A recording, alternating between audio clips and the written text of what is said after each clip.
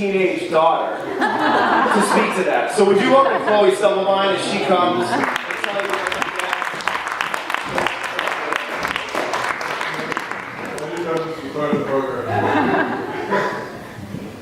So, hello everyone. I'm very excited that you all came out tonight to hear my dad's talk on goal setting. I'm very fortunate enough to pretty much hear these talks almost every day. But more specifically, on New Year's Eve every year, we like to invite people and share these with not just our family, but share his ideas to all different types of people of all different backgrounds. And it's really great to see the secret potential that's drawn out of all these different types of people. And so I just wanted to share a couple of my personal goals. One of them from last year, I set a goal to invest in 1% of a building with my dad who was purchasing a building. It was actually 2.5%. But in order to do this, I had to save up $4,350. And some might say that that's not a lot of money, and it might sound easy for some people, but for me, who's in school and working at Panera Bread, only making minimum wage, that's kind of hard to do. So one thing that my dad always told me is that goals are set to make something of you in the process, and it's not just the end game or the prize at the end, but it's rather the process. So after a year of overtime and working hours on end, I finally reached my goal of $4,350, and then, but then my dad said that I couldn't invest unless I also had to save up money to tithe on that. So then I also did that, and it felt like forever, but this process definitely made something of me, because it's easy to say no to a concert or movie when you don't have the money to spend, but then when you do have the money, you have to use self-discipline, and that's a whole nother story. So then, so that was one goal that I set, and I was able to do that. And then the end of last year, I also started my own business. That's my business card, and it's filming cinema wedding stories. And for those of you who know me, I've always loved film. And so yeah, I just started that business, and I started marketing myself on Thumbtack and Facebook. And my goal was to book 10 weddings for 18, sorry. And I'm happy to say that it's only January 28th, I think. And I've pretty much already met my goal. So goal setting has taught me that my capacity to achieve is way higher than I thought. The world places teenagers, not only teenagers, but also many adults, in slacker boxes, and teaches them to be couch potatoes all their life. And I believe that goals, in the fashion my dad is about to share, will help people reach potential that they never thought was possible. So now I have the honor and privilege to welcome the one and only David Stubblebine. Thank you all so much, Brian. Appreciate it. Chloe, great job. We're going to start with a very famous study done on the graduating class 1953 Yale University. And when we have our goals talk every year, New Year's Eve, I typically do share this because it's very, very powerful. They took the graduating seniors, again, Yale University class of 1953. They asked them, how many of you have written goals for your life? 3% had clearly defined written goals. They then tracked those graduating seniors for the next 20 years. 20 years later, they determined that the 3% of the graduating seniors who had the clearly defined written goals out-earned the rest of the class put together. Okay?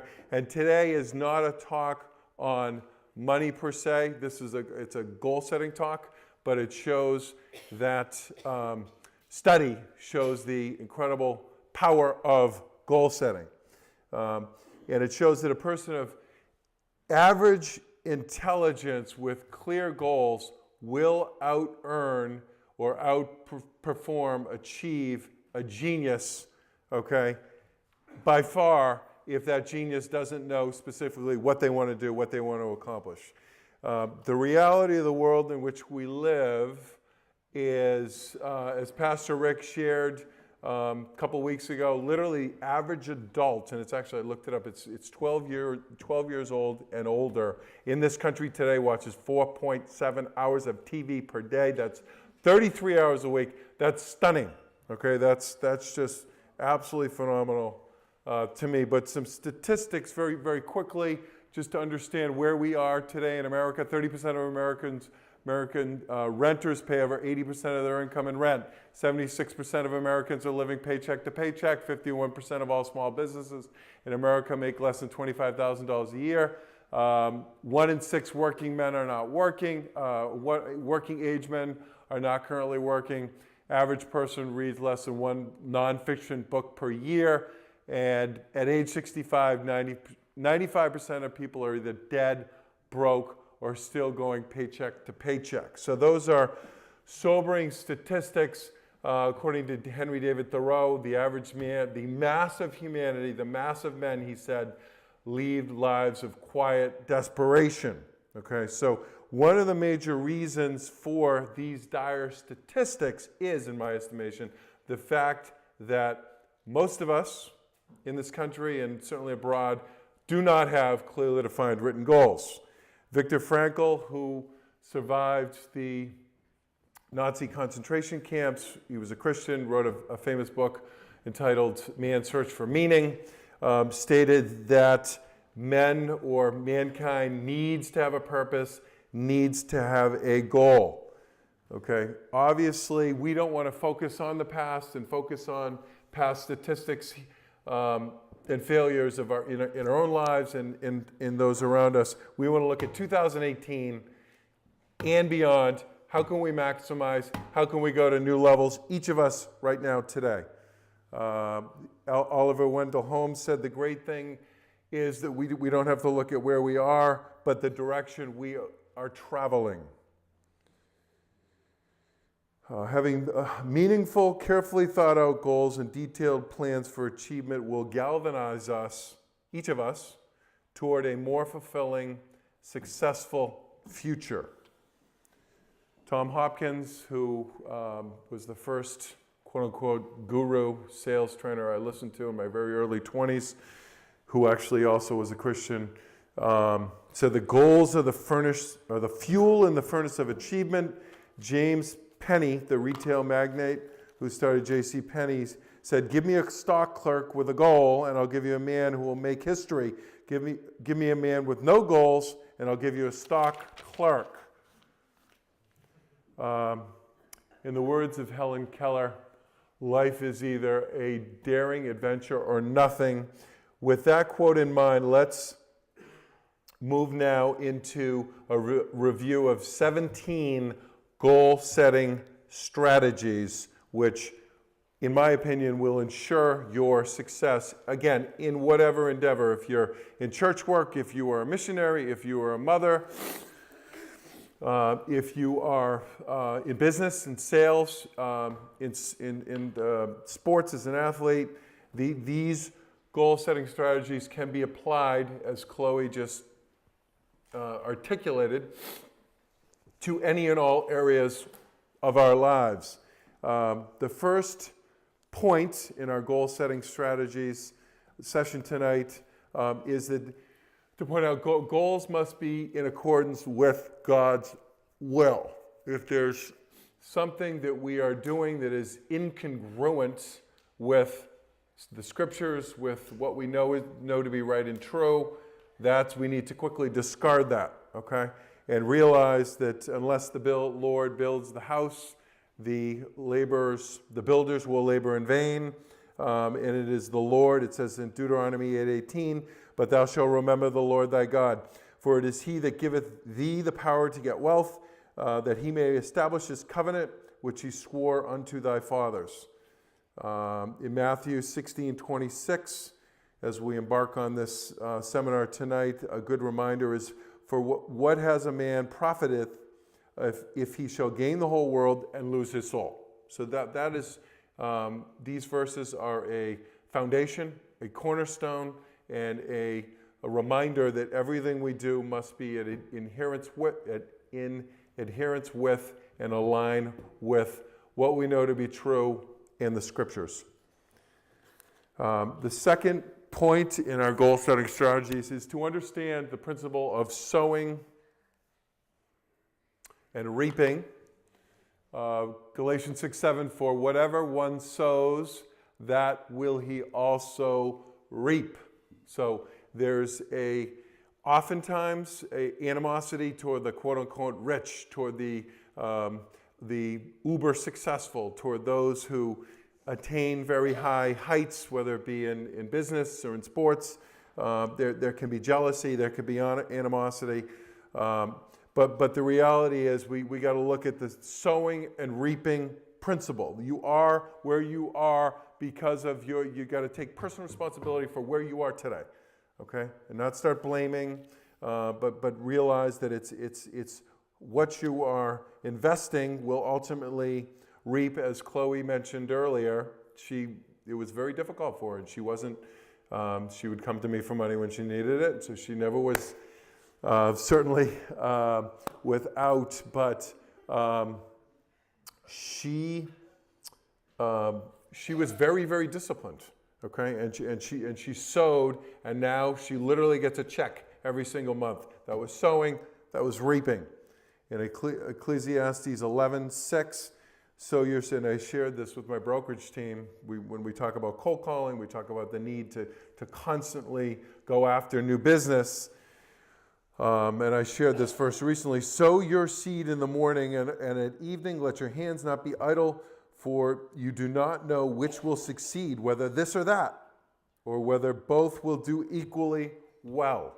Sowing, the principle of sowing and reaping. Brian Tracy, the author of the book that Doug just won, stated that the law of cause and effect is absolute. You will invariably reap what you sow. If you sow more, you will eventually reap more.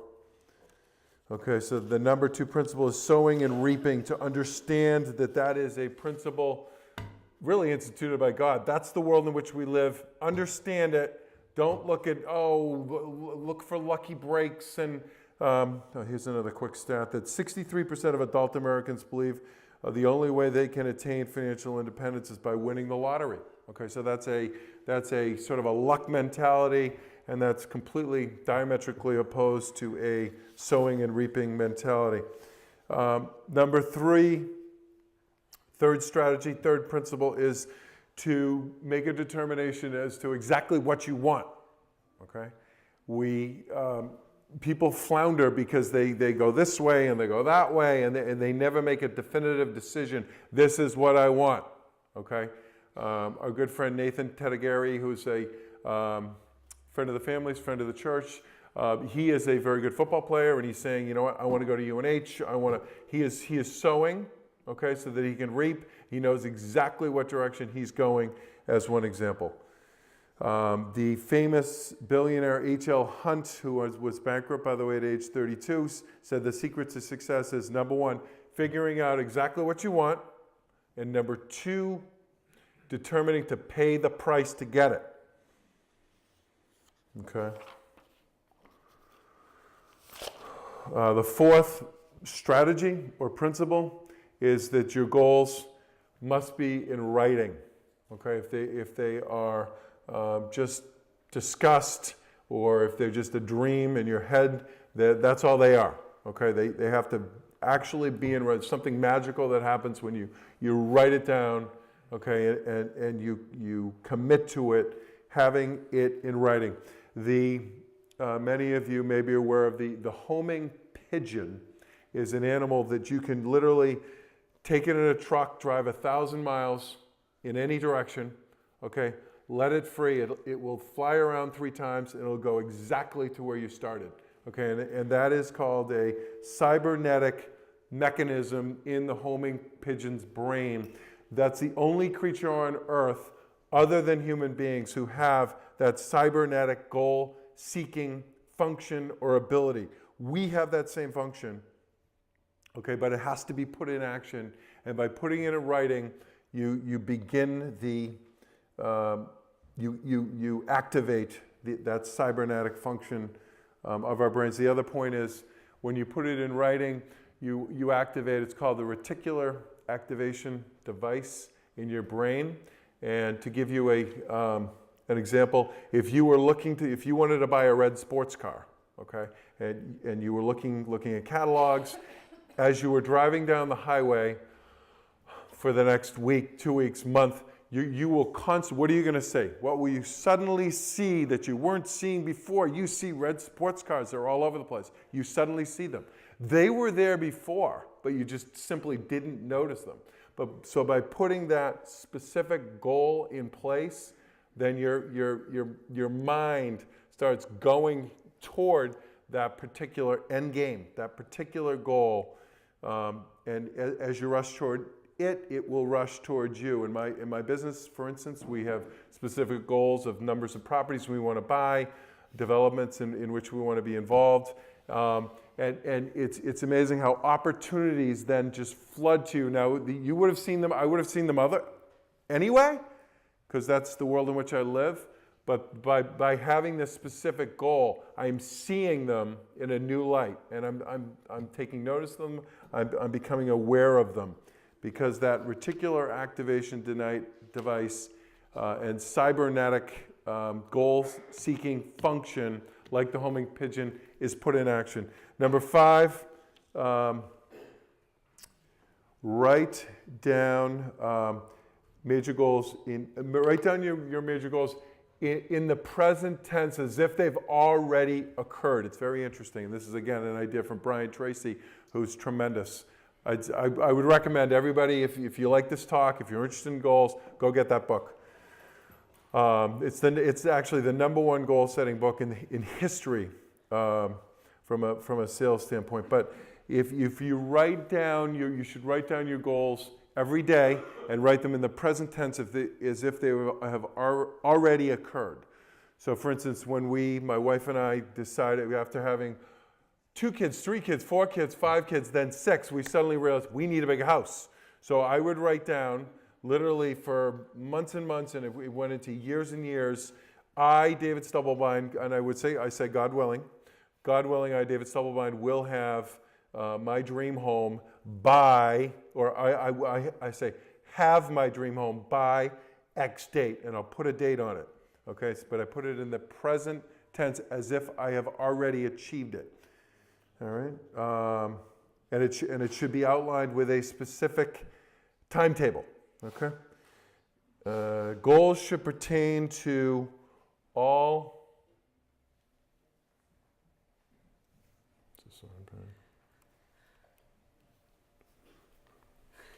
There we go. Okay, so they should pertain to all areas of your life. Okay, not just vocational, not just financial, but this is taken directly from my goal-setting format that I have on my computer: physical, spiritual, ministries, mental, brokerage, long-term Stubblebine company goals, income, real estate investment, pay off debt, weekday schedule, dietary, etc., family goals, long-term goals. So you want to have goals in all areas of your life, not just financial, but again, workout goals, spiritual. I asked one of my other darling daughters if I could share. Okay, this is Amber, who is now in 6th grade, and this was her 2014 goals, and we can read it, sort of, Amber. Maybe you can come up and share, just kidding. But they're in various areas, okay? So it's extremely important to have your goals in all areas. Okay, goals should be specific and have a timetable, okay? So, as mentioned before, but they really need to be specific. Instead of saying, I want to make a lot of money in 2018, you really need to have a very specific number. You could say if you wanted to make more cold calls, for instance, in my business, contacting prospective tenants or buyers, you need to have a specific number. Okay, it can't be vague. The brain doesn't react to vagueness or nebulousness. It needs to be very specific. Number 8, you should review, track, and adjust your goals. Very important to do, to review them on a regular basis. If you're writing them down every day, which I definitely recommend, that's a form of reviewing, but you want to review them on a regular basis, track them how you're doing, okay, and adjust them if necessary. Number 9, goals should have you should have a detailed plans associated with them. So you could have the goal to make X amount of dollars in 2018, for instance, or to become a better Christian, but that's too vague. But you need detailed plans, step by step, how you're going to get there. Okay. Another study, 1979, Harvard MBA study. They again asked the students who had clearly defined written goals. It was very similar to the Yale University study, in that 3% of the class had clearly defined written goals with a plan. 10 years later, even more staggering, the 3% the clearly defined written goals were earning on average 10 times as much as the other 97% put together. Harvard study, 1979, the MBA program. Okay, and part of that was having detailed plans for the achievement of the goals. Number 10, take massive action on your goals, as well as have massive quote-unquote 10x goals. Grant Cardone is the author of the 10x rule. My wife and I, with another couple, and actually Chloe, and a guy named David Skinner, a young, enterprising young man who works in my office, we're all going to be going to Las Vegas in a month to the 10x Goals Conference, actually by Grant Cardone. But when a lot of trainers will teach you to have goals that are maybe 5% better or 10% more than last year's, and that's certainly one school of thought. But I think a better way to go is to have just very, very large goals. Okay, maybe that's 5 years out, maybe it's 10 years out, where you're really stretching yourself. Because by doing that, you're going to kick in gear the reticular action device. You're kicking in gear all your capacities to get toward that much higher goal. I think that the story of the human race, to a large extent, is people selling themselves short and not getting to where they can get. And again, it's not just financial, it's in all areas, and just not doing as much as, and if you look at the stats in the second or third slide, with 4.7 hours of TV watch per day, and just a tremendous lack of achievement on the part of many individuals, you can understand why. So I think having massive, very large goals, that is my current recommendation. I think that's the way to go. And that is advocated by Grant Cardone, who wrote the book 10X. And then secondly, to have 10X levels of action, okay, where you're not sitting back and saying, okay, so if the goal was to make X number of cold calls, for instance, in one's business, or to hire 20 more people in the next 5 years, not to sit back and passively let it happen to you, but instead move forward in a very, very aggressive manner. Grant Cardone talks about 4 levels of action. 1 is to do nothing. 2 is to retreat. And he says that most people are in those 2 categories. No, actually, the most people would be in the 3rd, which is the average levels of action. You do something, but you don't really do a lot. And then the 4th would be massive levels of action in a very aggressive manner. Grant says that humankind in general tends to set subpar goals. I can assure you from personal experience, you will suffer greatly by setting subpar goals. He says, remember that we've all been educated with restrictions, and it's estimated that we use a very small portion of our brain capacity. Do not estimate your possibilities when setting goals. Okay, number 11, take action immediately, develop a sense of urgency, okay, have a do-it-now mentality, okay, and that's extremely important. If, again, business, children, mental goals, whatever it is, have a do it now, do it now mentality. In the 1980s, Robert Ronstadt, who was a professor at Babson College, conducted an exhaustive 12-year study on the graduates of Babson's MBA program and found that there were certain individuals who became much more successful than others, and the common denominator of those more successful individuals certainly wasn't mental capacity or how they did vis-a-vis grades, but it was the ability to launch, okay, the ability to step out. He called it the corridor principle, where they started out in commercial real estate, or they started out in medical records billing, or they started out in some sort of business, okay, and oftentimes as going down the corridor, they turned right, they turned left, and they could potentially ended up in a totally different business. But the common denominator was, with these more successful people, they launched. They took action immediately. Okay, so whatever the goal is, it's not a passive thing, it's a 10x thing. It's an aggressive scenario, and you're taking action immediately. Number 12, there's a famous book by Simon Sinek called Why, and number 12 goal setting strategy is to know why you are setting this goal, okay? And maybe it's a health reason, maybe it's because you want a bigger house, so you need to make more money, maybe it's because you want to go to a better college, and therefore you need to get your grades to a certain level. But the power of why I have in my comprehensive goal setting slide in the various categories. The last category is why I want to achieve my goals, okay? And I have, multiple reasons as to why I want to, the goals that I have clearly articulated, why I want to achieve them, okay? Number 13, goal strategy is to visualize success, okay? And there's actually we'll go to the slide quickly. Where there is no vision, the people perish, Proverbs 29:18.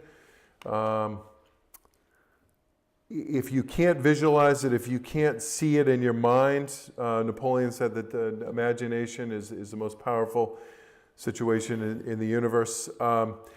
It will be much harder, if not impossible, to bring that goal to fruition.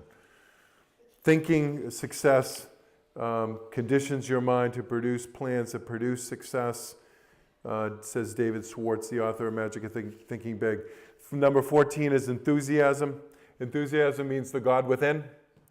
1 Thessalonians 5:6-8, one of my favorite verses says, Be joyful always, pray continually, give thanks in all circumstances, for this is God's will for you in Christ Jesus. No one wants to be around a whiner. Nobody wants to be around a complainer. Enthusiasm is infectious. You want to be upbeat. You want to have the fruits of the Spirit. And by doing that, you're going to be enthusiastic, and you're going to drive yourself towards your goals more quickly. Number 15, have faith that you can achieve your goal. Proverbs 23:7, as a man thinketh, so in his heart he becomes. Matthew 9:29, according to your faith be it done unto you. Faith, we see it as such an important component of Jesus' teaching throughout the Bible. Having faith that you can get there, that you can achieve that particular goal is extremely important. Number 16, set big, hairy, audacious goals called BHAG, and that phrase came from the, not Built to Last, Brian, what's the name of the book? Good to Great by Jim Collins. Set goals that are, maybe you're setting one BHAG goal or several BHAG goals that are above and beyond what you think you can possibly set. Napoleon said, no great battles are ever won on the defensive. Frederick the Great, his motto was audacity, audacity, always audacity. Robert Greene said, when in doubt, act audaciously. And then number 17, and last, no, that's not there. We'll go to that next. Never deviate. Okay, we saw very clearly, Brian articulated his inability to stay strong when the coffee machine beckoned at 6 a.m. the next day. He lasted about, is that about 6 hours, Brian, you lasted? To Peter Daniels, who is a sales trainer from Australia, introduced to me by my good friend Al Ringett, who's here with his daughter tonight. In one of his famous talks, said, when you make a determination or decision with respect to a particular goal, he says, never, never, never deviate from that, because if you do, you send a message to your subconscious mind that you're not serious. You're not going to really do this, and then the goal is just, it's gone. That one cup of coffee, it's gone. Forget it. We'll talk to you in a year, okay? Okay. To achieve your goals faster and to supercharge your life, and I'm going to try and go through this, Brian, really quickly if I could.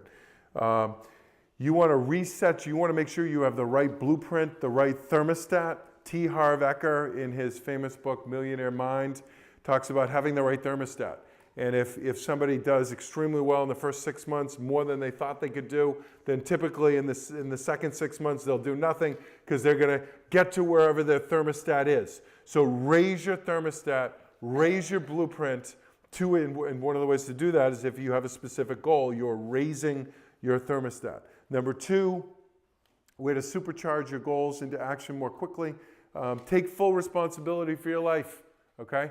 Don't blame your mother, don't blame your father, don't blame the economy, don't blame the market, okay? Look at where you are today and say, I am where I am today because of me, okay? And by doing that, it frees you up dramatically, because then you're, instead of being a victim, okay, at the mercy of other people, you are then free to move forward in an aggressive, powerful way in accordance with God's will for your life. Don't be a victim.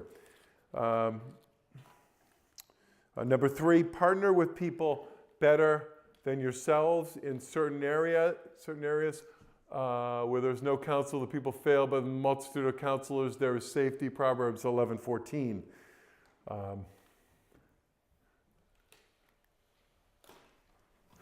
And as iron sharpens iron, so one person sharpens another. Proverbs 17. Proverbs 27:17. In my business, I have my brothers, both tremendous guys. They have skills and abilities that are different from mine. They complement me. In our development team, I have partners who are better managers. Maybe they're more visionary. Maybe they have different skills, different abilities. We complement each other. You can get to a higher level much more quickly. Number 4, associate with winners, with people who are have the right mentality. Gandhi said, because if you're sharing your goals oftentimes with people who are not of the same ilk, of the same mindset, they're going to try and bring you down, okay? They're actually not going to like what you're doing, not so much because they're opposed to you, but because it exposes themselves for not getting to where they should be ultimately. Famous quote from Gandhi: first they will ignore you, then they will ridicule you, then they will follow you.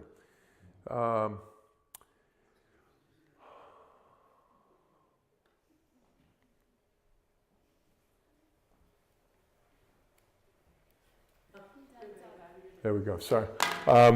This is a great example. The crabs, if you put a crab, those crabs can crawl out, obviously, of that open bucket, okay? What happens is, if any of the crabs start trying to crawl out, the other crabs will grab them and bring them down. And if they struggle more and they fight against it, literally the other crabs will kill that crab. Okay, so that's the way being with people who are not of the same mindset. They're going to bring you down. Series of 5. John Wooden, the famous late basketball coach of the UCLA Bruins in the 1960s, with Lou Alcindor and Kareem Abdul, formerly Lou Alcindor, talked about series of 5. You will be, your attitudes, net worth, income will be within a very small percentage point of your 5 closest friends. So make sure you're associating with winners. Number 6, Pareto principle, 80-20 rule. Wilfred Pareto in 1895 stated that essentially it's 20% of individuals will do 80% of the work, or make 80% of the money, or have 80% of the success. And 80% only get 20. It's just the way it is. And it's oftentimes more like 5-95 or 90-10. The top 4%, as an example, earn 54 times more than the bottom 80. Okay, and if you're in the top 20%, you're earning 16 times more than the bottom 80. So it's just to get yourself in that top 20%, and that could apply to a church situation, a business situation. It's called the Pareto principle. It's very, very powerful. Think big, okay? T. Harv Eker says the research shows that the happiest people in the world are those who are utilizing their natural talents to the utmost. Part of the mission of life must be to share your God-given gifts with as many people as possible, and that means being willing to play big. The definition of entrepreneurialism is a person who solves problems for other people at a profit. Therefore, an entrepreneur is nothing more than a problem solver. The more people you're helping, the more people you will, the more you will then be rewarded. Okay, Donald Trump says, I like thinking big, I always have. To me, it's very simple. If you're going to be thinking anyway, you might as well think big. Think big. God wants to use our gifts and talents to their utmost to help other people, to serve other people, whether it be in a church setting, in a family setting, or in a business setting. We want to think big to do the best we possibly can. Number 9, if you can become a bigger person in general, become a more mature Christian, become a better businessman, become a better problem solver, what happens is you will be able to, if a level 9, if a level 8 problem emerges and you're a level 10 person, you can defeat that problem. But if there's a level 8 problem, you're only a level 5 problem, you're going to succumb. You're going to be defeated. So grow yourself, okay? Mature as a Christian. Read the books, tapes, CDs, etc., to get to a higher level to defeat situations to come. The winning edge formula, Brian, I'm almost done. How's it gonna go? There we go. There's my boy Michael. Essentially, the winning edge formula is that if you're just a little bit better, you're going to be paid or rewarded in an enormously, exponentially bigger way. For instance, if you're a 300 hitter in the Major League Baseball compared to a hitter who hits 270, you literally probably make 5 times more money, and they're just incrementally better. Okay, in a horse race, if a horse wins by a nose, okay, and they're first place, they're the prize winner, they're going to make 10 times more money than the horse that comes in second. So put yourself in a position where you are just a little bit better. Number 12, the 30-10 method. Last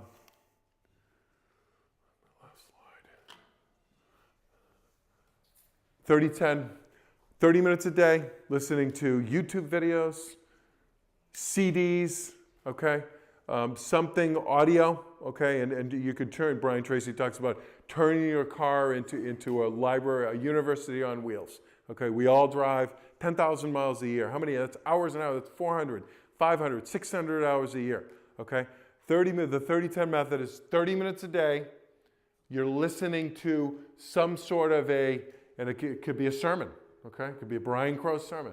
It could be a Brian Tracy goal-setting CD, okay? 30 minutes a day, you're listening to this material, okay? And I started doing this in my early 20s, and literally before I was married, I was listening to at least one a day. One a day.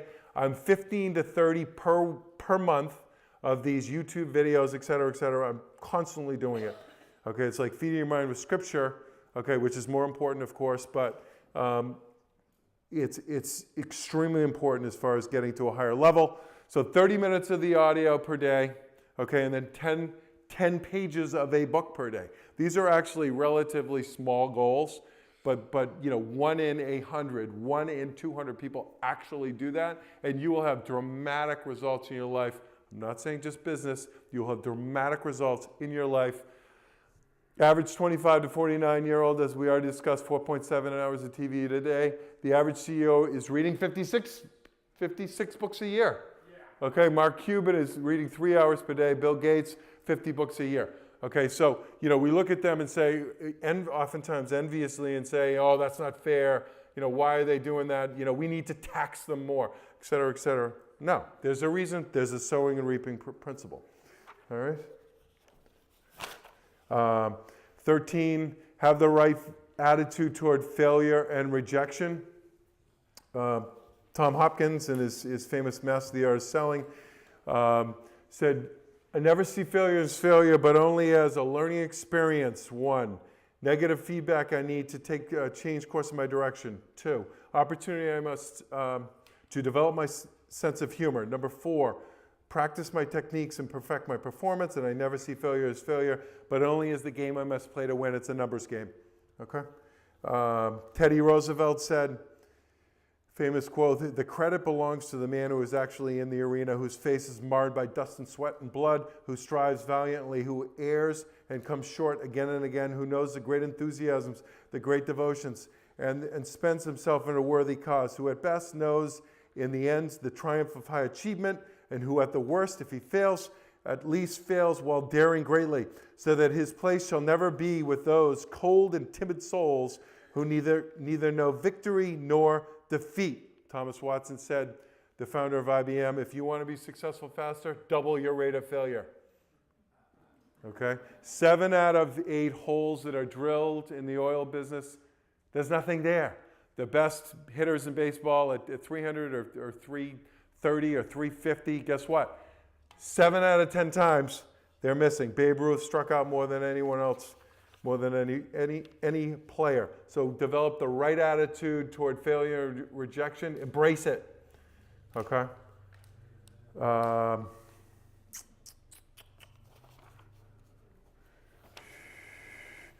And a couple of my favorite quotes. Do what you fear, and the death of fear is certain. Tom Hopkins. And Ralph Waldo Emerson said, do what you fear, and the death of fear is certain. Develop 14, Brian, just one more. Develop ironclad persistence. Always bear in mind that your own resolution to succeed is more important than any other factor. Abraham Lincoln. Calvin Coolidge, famous quote, nothing in the world can take the place of persistence. Talent or not, nothing is more common than unsuccessful people with talent. Genius will not. Unrewarded genius is almost a proverb. Education will not. The world is full of educated derelicts. Persistence and determination alone are omnipotent. John D. Rockefeller Sr., the richest man who ever lived in America, net worth between $303 and $400 billion, said, and he was a born-again Christian, by the way, and he tithed his entire life, I do not think there's any other quality so essential to success of any kind as the quality of perseverance. It overcomes almost everything, even nature. Story of the Chinese bamboo tree. Very interesting. I shared this with my dear wife Alana recently. When you plant the Chinese bamboo tree, the first year you need to water it, you need to nurture it. The first year, nothing comes up. The second year, nothing. Third year, nothing. Fourth year, nothing. If you came after 4 years, there'd be literally nothing, and you're looking at the ground and you're watering it every single day. In the 5th year, this is true, the tree grows 80 feet in just 6 weeks. It's a miracle. Okay? It's an amazing situation. Look it up. It's a factual, true situation. But that is similar to the persistence and perseverance we need to put forth when seeking to achieve our goals. Okay? And oftentimes it doesn't just happen overnight, and there's failures, and there's setbacks, and there's the first church that gets planted, YWAM. We went recently to the Boston YWAM, which is now a thriving ministry, but multiple times they tried to establish YWAM in Boston and it failed. Okay, now Doug Tooney and his wife have been very successful. They're great people.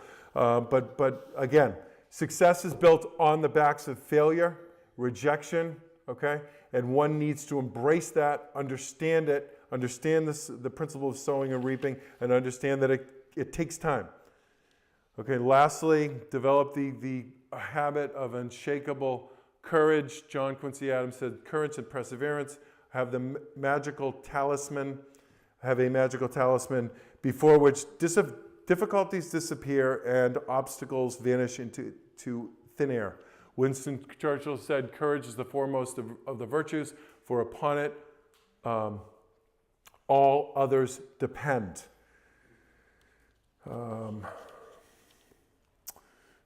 And then lastly, most importantly, put God first in your life as a way to supercharge your life and get to a much higher level of achievement. If you're not a Christian, I would strongly encourage, make that decision. It's a yes or a no decision. It's not a vague thing. It's not all show up at church or Bible study. No, it's a yes or a no decision, and that will supercharge your life and your ability to get to a higher level and achieve these goals. So put your goals in writing, visualize them, commit to them, understand the principles of sowing and reaping,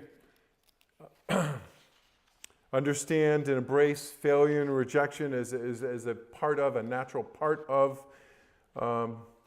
ultimately achieving your goals. Set BHAG, big, hairy, audacious goals. Set those goals in all areas of your life. Ask the Lord to bless you, and He will take you to a much higher level. Thank you.